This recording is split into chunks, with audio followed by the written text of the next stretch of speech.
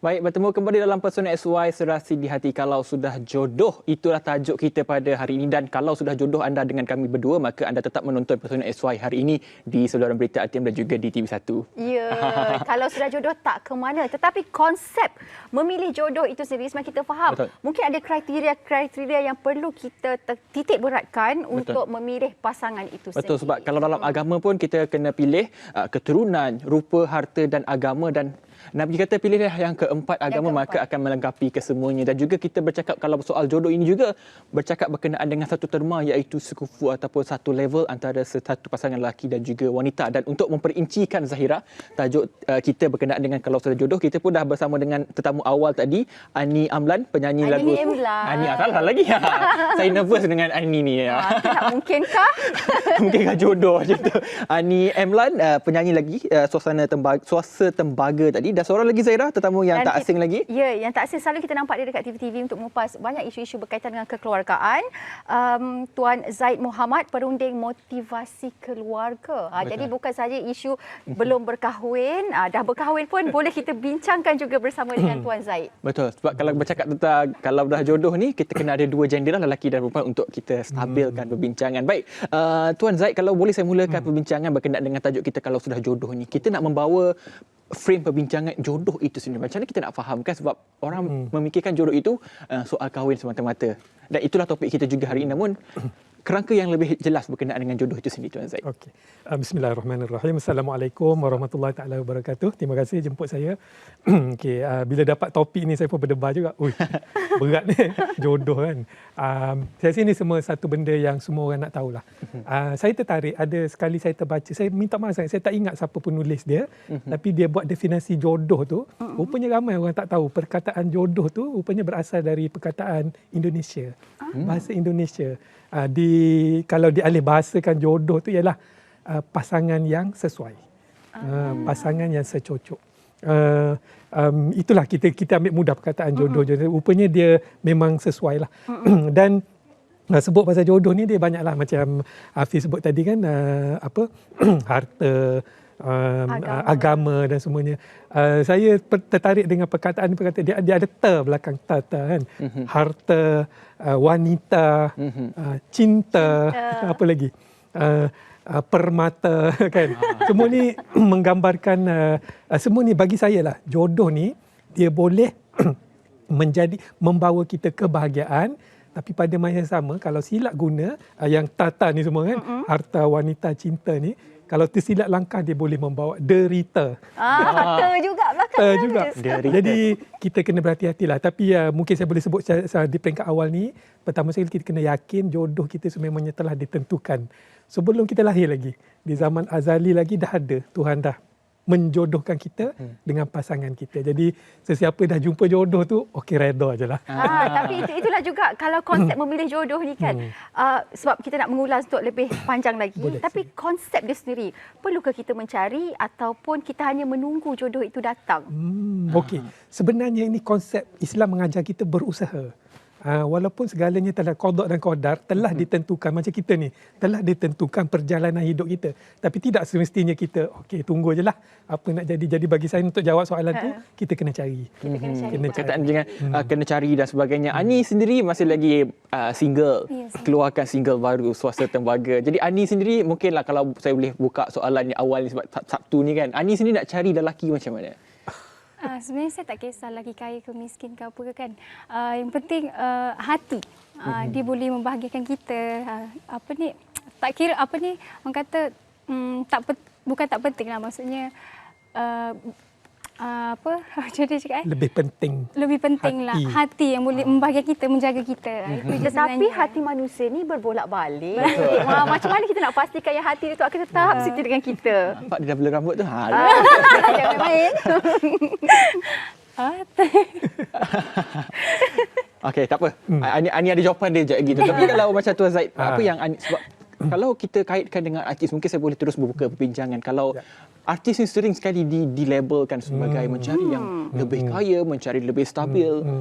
Persoalannya, adakah satu ketidakadilan buat golongan artis ini ataupun terutama sekali wanita. Sebab kalau kita tengok wanita ni kalau kahwin dengan lelaki yang katakan tak ada rupa itu, ni mesti kahwin sebab harta, ni mesti kahwin sebab duit. Macam mana komen tuan Terus berkenaan kena dengan label komen? Okey, pertama sekali kita kena tengok kategori artis. Kalau minta maaf lah kalau saya sebut mungkin 20-30 tahun yang lalu, kategori artis ni dia lebih kepada glamour kan, lebih kepada mengejar glamour. Tetapi kalau generasi muda, mungkin termasuk Ani sendiri, artis zaman sekarang dia jadikan ini sebagai career. Ini career cari makan. Jadi maksudnya bila mereka career, mereka professional. Glamour apa semua tu dia sampingan je lah. Memang perlulah nak glamour kan, orang tak kenal pula kan. Tak kenal pula. Susah pula. Tapi maksudnya bukan mereka mengejar tu. Jadi ramai je artis tu, bukan kata di Malaysia saja, di Hollywood, mereka berkahwin tu memang ikhlas. Contohnya siapa yang kahwin lama? Johnny Depp ke siapa, saya tak ingat lah. Artis-artis Hollywood, boleh tengok cari sendiri. Mereka kahwin tu bukan kerana rupa, bukan kerana harta, tapi memang betul-betul kerana cinta lah. Kerana hati. Kerana hati. Itulah nak kenal hati budi orang ni tak senang juga kan, Tuan Zaid. Tapi bila kita bercakap juga, kan serba-serbi zaman sekarang ni perlukan keuangan yang kukuh. Betul. Nak pergi bilik air pun sekarang dah berbayar, bukannya free-free lagi dah kan. Jadi memang saya rasa kalau kita menyebut wanita yang lebih memilih lelaki yang berharta untuk dijadikan pasangan, itu dilabelkan sebagai materialistik. Tetapi ada juga kes-kes kebelakangan ini yang mana tular, dikatakan lelaki memilih wanita-wanita yang mungkin sudah berusia dan juga yang berharta untuk dijadikan pasangan. Kalau perempuan kita boleh panggil pisau cukur, kalau lelaki macam mana kita nak labelkan pula? Pisau sayur. Pemotong rambut.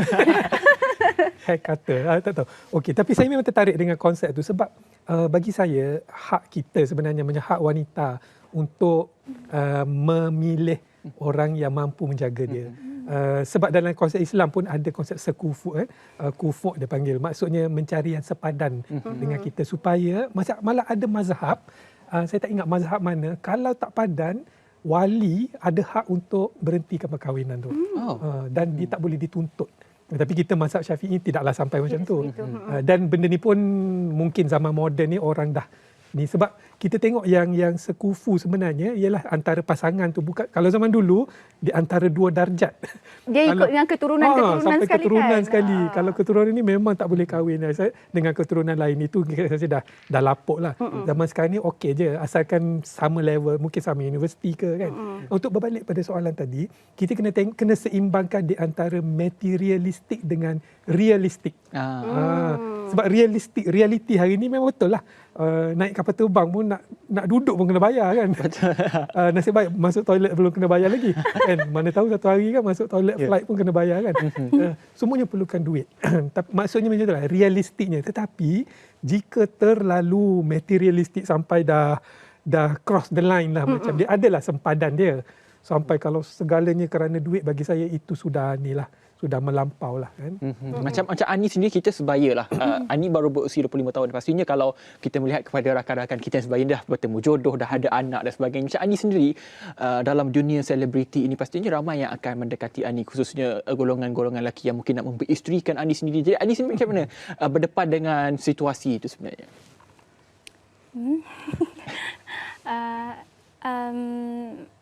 Apa ya? Tadi mesti dah ramai. Dah ada dalam senarai tu. Dah macam tak tahu dah nak dalam jawab senarai tu, apa keutamaan Ani selain daripada keutamaan baik budi pekerti itu sendiri? Kalau daripada nak memilih pasangan tu ialah semua orang nak yang terbaik kan. Boleh cakap yang penting boleh jaga kita lah. Tak kisahlah dia berharta ke tak, yang penting tulus.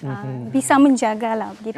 Bisa menjaga terus. Betul. Dia keluar bahasa jodoh itu sendiri. Betul, bisa menjaga ataupun mana-mana wanita pun ingin mencari lelaki yang stabil. Jadi itu persoalan saya, Tuan Zaid, berkenaan dengan wanita mesti memilih yang stabil. Itu memang hak mereka dan kita tidak boleh salahkan. Namun ada juga pihak lelaki yang kalau kata saya ditolak oleh wanita katakan disebabkan oleh kata saya tidak mempunyai harta dan sebagainya. Apa hak kita sebagai lelaki untuk melabelkan wanita ni, kau ni pilih rupa, kau ni pilih dan sebagainya, pilih harta dan sebagainya. Adakah lelaki itu punya hak yang sebegitu untuk mengatakan kepada wanita tersebut? Okey, saya rasa boleh. Dia sebenarnya dia bergantung kepada sikap. Dia kena seimbangkan juga di antara luaran dengan dalaman. Setengah orang tidak berharta kerana memang dia dilahirkan dalam keluarga miskin contohnya. Tetapi kita tengok sikap dia. Saya pernah buat satu tagline itu, biar kita dilahirkan miskin, asalkan dewasa kita rajin.